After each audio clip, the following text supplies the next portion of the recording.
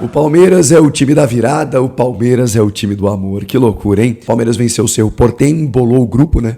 Porque agora todo mundo tem 3 pontos conquistados.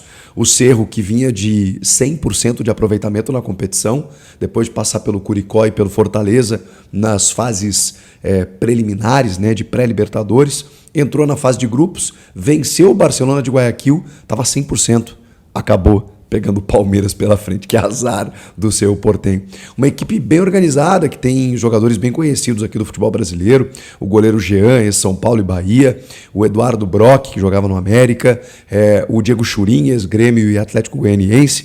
E também o meio-campista aqui, o Pires da Mota, na verdade o zagueiro ex-Flamengo, que na verdade joga de volante também. Então, jogadores conhecidos, um time que deu trabalho e que abriu o placar com 4 minutos, com Bobadilha. Aliás, o primeiro tempo foi mais do Cerro do que do Palmeiras.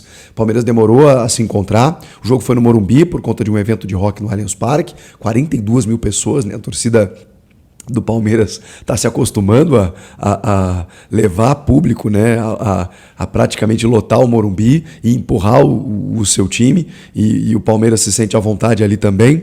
42 mil pessoas, mas o primeiro tempo custou a se encaixar, porque é claro que o Palmeiras sente a ausência do Rafael Veiga. Saiu o Gustavo Scarpa, o Veiga assumiu essa função, assim como quando o Veiga lesionou ano passado, o Scarpa assumiu essa função. Nesse momento não tem os dois. E a escolha do Abel Ferreira foi pelo John. Eu gostei. Ele jogou só o primeiro tempo, mas eu gostei do John, que é um menino que vem recebendo mais oportunidades. Ele tem muita intensidade, né? Ele tem muito dinamismo ali no meio.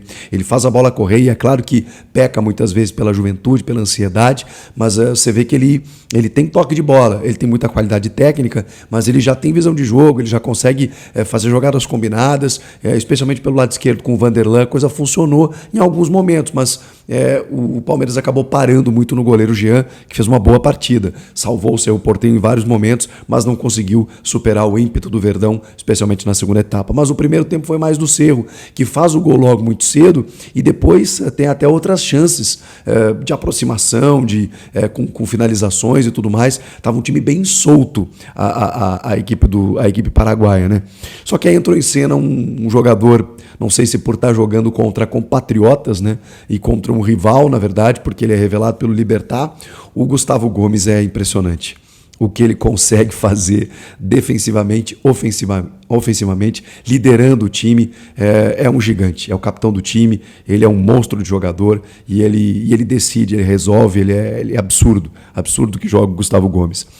O Abel Ferreira montou um sistema ali com o Luan ao lado do Gomes na defesa, o Vanderlan e o Marcos Rocha. O Marcos Rocha também fez um partidaço. Meio de campo com o Zé, o Menino e o John, e na frente também novidades, né? O Arthur de um lado, pelo lado direito, que tem uma finalização no primeiro tempo, o Dudu pelo lado esquerdo e o Flaco Lopes, que começa o jogo. O Flaco Lopes está na fase, né, fazendo muitos gols e tudo mais, mas aí no segundo tempo o Abel Ferreira alça a mão de Hendrick e Rafael Navarro. Eu imagino que alguns torcedores se arrepiaram, né, quando ouviram o nome do Rafael Navarro, mas quando a fase está boa, quando a fase é boa, e esse Palmeiras é impressionante como ele consegue ser cascudo. Libertadores, gente, Libertadores você não negocia com o resultado, especialmente na fase de grupos em que você precisa pontuar. Palmeiras já tinha perdido o primeiro jogo, precisava vencer, saiu atrás, mas é incrível como é um time que não sente, né? Ele não sente, é mais do que isso. O Abel fala muito isso nas entrevistas e meio que ele vai criando essa sintonia com a torcida, de que os jogadores precisam desse empurrão da torcida quando o time sofre um gol. E muitas equipes sentem quando sofrem um gol, porque é difícil você reverter um placar, mesmo que esteja jogando em casa. O Palmeiras não, o Palmeiras parece que se motiva quando isso acontece, do tipo, vamos lá, vamos virar o jogo, porque é assim que nós somos, a gente toma um gol e a gente é o time da virada. E cara, isso está virando uma marca realmente, né? É mais um jogo que o Palmeiras consegue a virada, como foi recentemente contra a Tombense, contra o Tombense, pela Copa do Brasil. E aí entra em cena não só o Gustavo Gomes, mas uma arma do Palmeiras, do Abel Ferreira, que é impressionante, que é a bola parada. Eu não sei se tem, na verdade não tem, um time que aproveite tão bem a bola parada quanto esse time do Abel. É incrível. Porque assim, e muitos criticam até o Palmeiras de que não joga um futebol vistoso e tudo mais. Gente, o resultado ainda é o mais importante. E o futebol ele é estratégico, ele é um xadrez. Se você não consegue por dentro, se você não consegue pelos lados, você tem que ter artimanhas para superar barreiras, obstáculos e conseguir o teu objetivo. E o Palmeiras é muito, mas muito forte na bola parada. Era no ano passado com o Scarpa, continua com o Rafael Veiga e continua com o Gabriel Menino, com qualquer jogador que consiga erguer uma bola na área e incomodar a defesa adversária.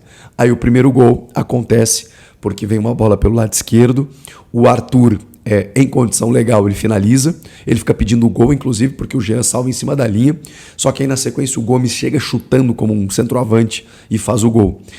O Arthur, ele meio que sai da bola, assim, né? Mas ele tá perto do Jean. E ele está em posição de impedimento no momento que o Gomes faz a finalização.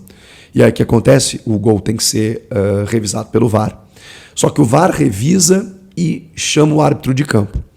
Imagino eu que o VAR interpretou que o Arthur interferiu na jogada e precisava da interpretação do juiz para ele analisar mais corretamente, porque em campo é difícil, né? É um lance muito rápido. Então o árbitro vai ao monitor e analisa se o Arthur ali naquela posição de impedimento, se ele tem que ser punido por aquela posição ou não. Eu vou dizer para vocês que na minha visão, sem criar polêmica nem nada, tá, gente? Porque eu acho que é um lance discutível mesmo. Na minha visão, o Arthur está no raio de ação do goleiro. Então é subjetivo a gente dizer se ele interferiu ou não. Na verdade, se ele atrapalhou ou não.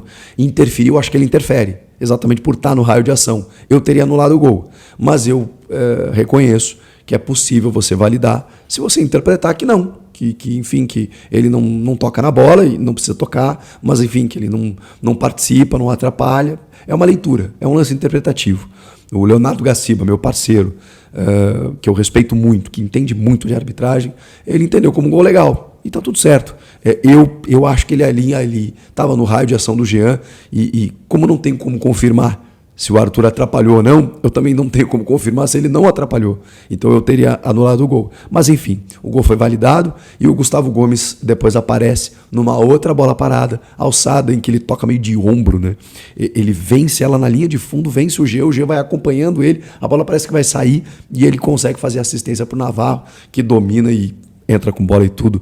E o Navagol, né, que já fez 4 gols num jogo de Libertadores, fez mais um agora e garantiu a vitória e a virada do Palmeiras. Aí o restante do jogo, a reta final da partida, ela foi bem aberta, né? Porque aí o Palmeiras tanto poderia ter feito o terceiro, quanto o Cerro poderia ter empatado. 7 minutos de acréscimos, os árbitros estão dando muito acréscimo para, enfim, compensar paradas, substituições e tudo mais, mas o Palmeiras manteve o seu resultado, garantiu os 3 pontos e era isso que precisava. Grande vitória, especialmente depois da derrota no jogo de estreia e um grupo embolado. Se você olhar a classificação ali, o Verdão é o lanterna pelo saldo de gols. Esqueçam isso.